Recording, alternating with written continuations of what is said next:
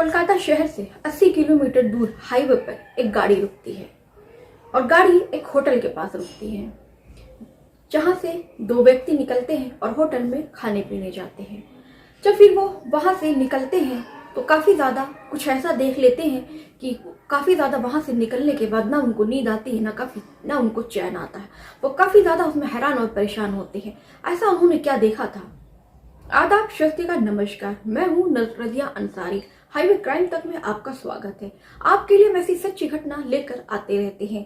अब अगर आपने मेरे चैनल को सब्सक्राइब नहीं किया तो मेरे चैनल को सब्सक्राइब करें और मुझे ढेर सारा प्यार दें। और ये जो मैं आज को सबकी सच्ची घटना आपके लिए लेकर आई हूँ वो दरअसल गोरखपुर की सच्ची घटना है। लेकिन ये जो घटना की जो इस कहानी की शुरुआत गोरखपुर से ना होकर ये कोलकाता शहर से होती है। कोलकाता शहर से 80 किलोमीटर दूर हाईवे पर एक गाड़ी रुकती है, जिसमें से दो आदमी निकलते हैं जो फिर वो होटल की तरफ जाते हैं।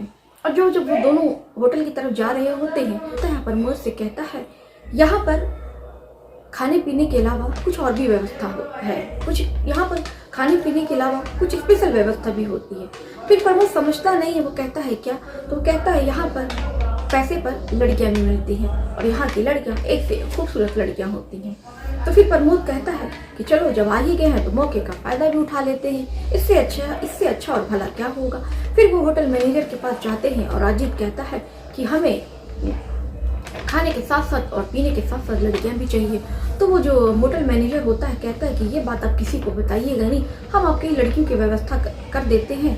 और आप उनको 2 कमरा देता है और दोनों अपने अपने कमरे में चले जाते हैं और दोनों अपने कमरे में जाकर काफ़ी ज़्यादा शराब पीते हैं और शराब के नशे में एकदम धुत रहते हैं। फिर तभी उनके कमरे में 2 लड़कियां जाती हैं, वो उनके साथ वक्त बिताते हैं और बिल्कुल उनके साथ जो मन में आता है उनसे संबंध बनाते और मौज मस्ती करते। फिर उसके बाद वो निकल आते और जो विनोद होते हैं फिर वो अपने घर पे चले जाते।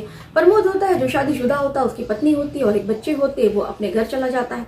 और जो अजीत होता है वो उसका कोई भी नहीं होता। वो उसको 3 घंटे के बाद वो जब सोकर उठता है, उसकी नींद खुलती है, तब फिर उसको चेहरा एक याद आता है और जो आवाज़ होती है उसके कानों में घुसती है और वो आवाज़ उसे लगता है कि उसने कहीं ना कहीं सुनी है।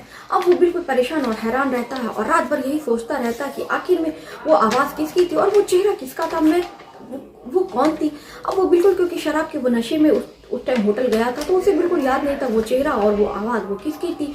ऐसे वो रात भर बिल्कुल सो नहीं पाता। जब वो सुबह होती है तो अपने दोस्त को अपने गांव फ़ोन लगाता है, गोरखपुर, अपने दोस्त को। तो जो उसका दोस्त होता है वो अपने दोस्त से पूछता है कि ये बताओ मेघा कहाँ है। तो वो बताता है कि मेघा जो है वो मर चुकी है और जो उसका पति है जिसके साथ वो भागी थी वो इस टाइम वो गाँव का मुखिया है। फिर वो इतना सुनकर भी फ़ोन वो काट देता है और फिर वो अब फिर उसको समझ में नहीं आ रहा था कि वो क्या करे।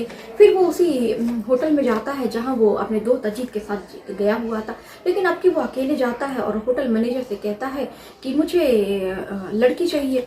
तो वो कहती है ठीक है, मैं सर आपके लिए मैं व्यवस्था करता हूँ, आप जाकर कमरे में आराम कीजिए। फिर वो कमरे में जाता है और इंतज़ार करता है, लेकिन फिर वो जो उसके कमरे में फिर एक बहुत खूबसूरत लड़की आती है। तुरंत होटल के कमरे से बाहर आता है और फिर मैनेजर से कहता है मुझे ये लड़की नहीं चाहिए, मुझे वो लड़की चाहिए जब मैं उस रात आया था तो जिस लड़की को आपने भेजा था मुझे वो लड़की चाहिए। तो वो जो होटल मैनेजर होता है वो बोलता है कि सर वो लड़की तो अभी इस टाइम नहीं मिल पाएगी आपको। फिर वो पूछता है क्यों। वो कहता है कि मैं आपको 2 गुना पैसे दूंगा लेकिन मुझे वही लड़की चाहिए। तो वो बताता है कि दरअसल वो उस लड़की की तबीयत खराब है तो वो 2 दिन से काम पर नहीं आ रही है। सर आप कहें तो मैं इससे खूबसूरत लड़की आपको दे सकता हूँ, लेकिन वो लड़की अभी नहीं, आप जब आप फिर आएंगे तो मैं उस लड़की की व्यवस्था करा दूंगा। तो वो कहता है कि नहीं, मैं आपको 3 पैसे दे रहा हूँ, लेकिन मुझे लड़की है, मुझे उसी लड़की से मिलना है।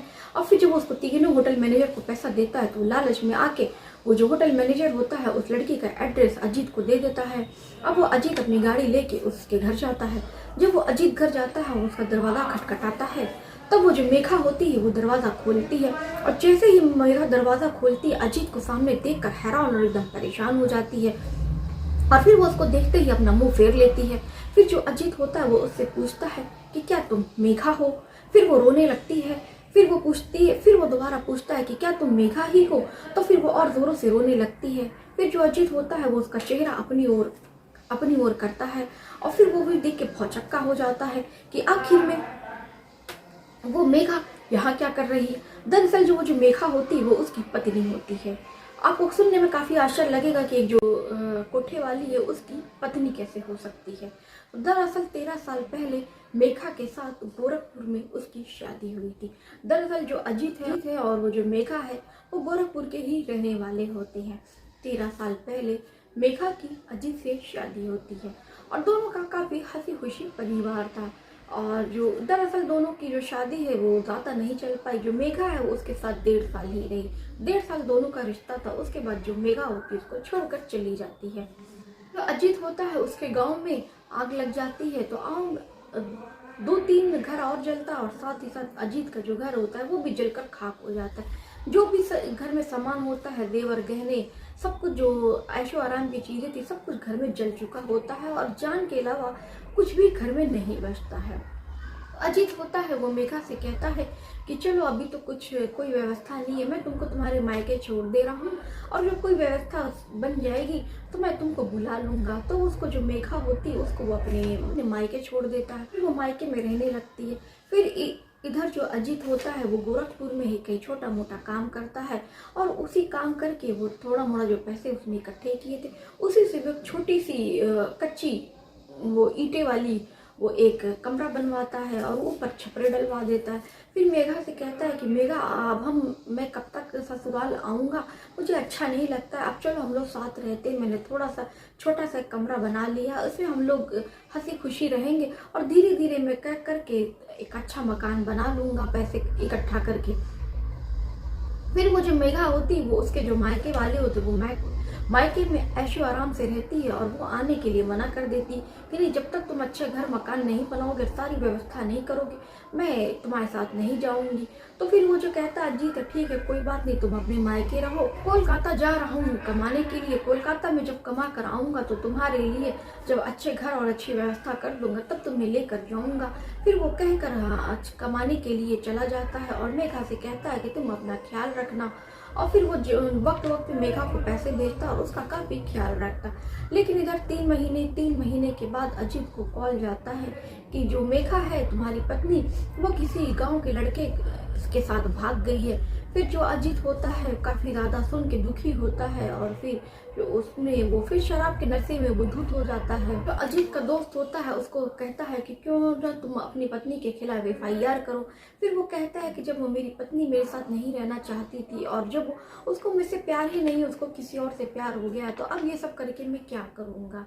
तो फिर वो उसका दोस्त समझाता है कि फिर तुम ये सब क्यों कर रहे हो, तुम्हें अपने काम धंधे पे ध्यान देना चाहिए और आगे बढ़ने के लिए कोशिश करना चाहिए, क्योंकि अब तुम्हारी पत्नी भी वो जा चुकी है।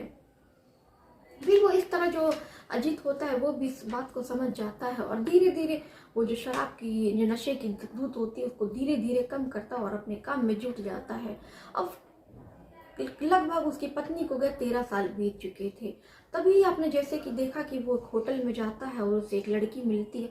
वो देख के उस लड़की को उसे लगता है कि वो शराब के नशे में था इसलिए उसको पहचान नहीं सका।